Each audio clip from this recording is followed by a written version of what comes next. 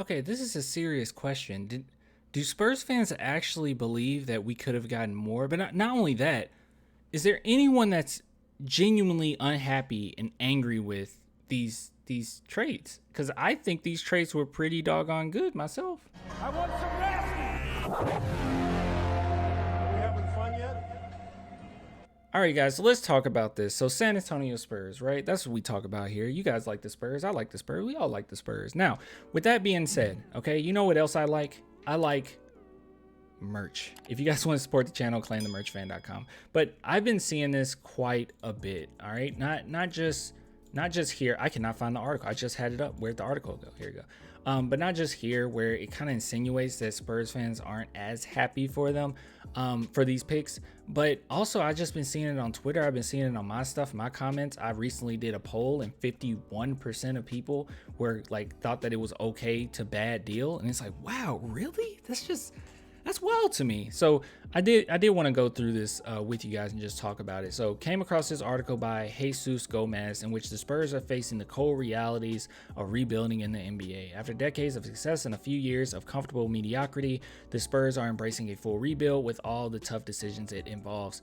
Comfortable mediocrity. Man, I was never comfortable during that time. That post Kawhi was awful. But just a few things here. Let's see. The trade deadline passed and the Spurs lost two of their best players and stalwarts. Here's the thing. Do you guys think, here's a question I have. Do you think Jakob Poeltl and Josh Richardson are the best players on the team? I don't think they were. I mean, this might be a hot take, but I think Devin Vassell might be the best right now. But I would say like Jeremy Sohan, maybe. I don't know if Jakob and Richardson were the best. I feel like those two are better players, but that's just me. All right, so anyways, Josh Richardson spent only a year in San Antonio, but his charisma made him a favorite among fans and his teammates. Did fans like him that much? I don't know.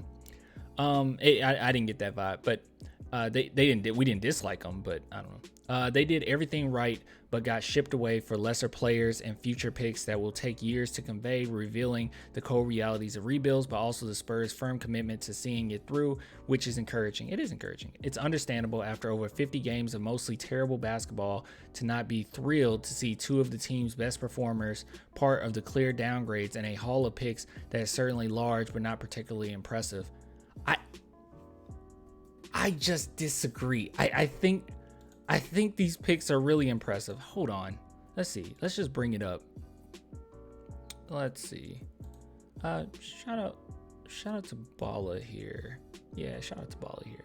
I think this is stupid impressive. Like, I understand that it was a lot of second round picks, right? Because you got a first rounder and then you got like 7 second round picks. And I know that seems like, oh, that's not a big deal, but that is a big deal. Like, if you look here, the second round picks, I mean, you can always package that in the future. You can always do something with that, right?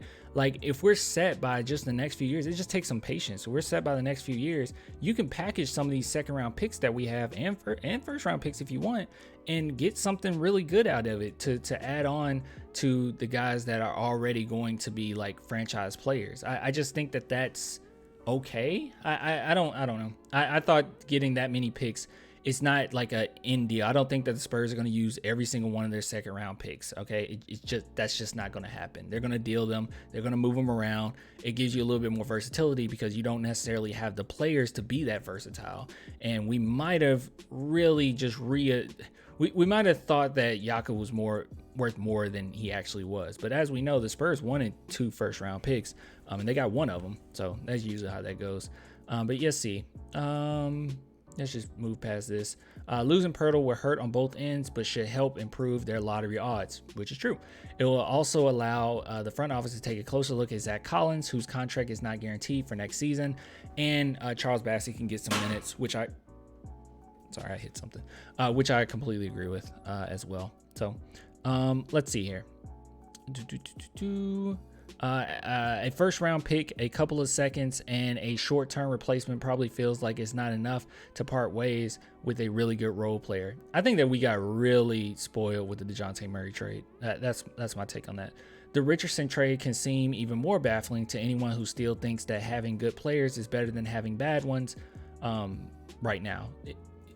If you believe that having better players is better than having bad ones right now, and like where the Spurs stand, I don't know what to tell you. That's just wrong. That's just absolutely wrong if someone believes that.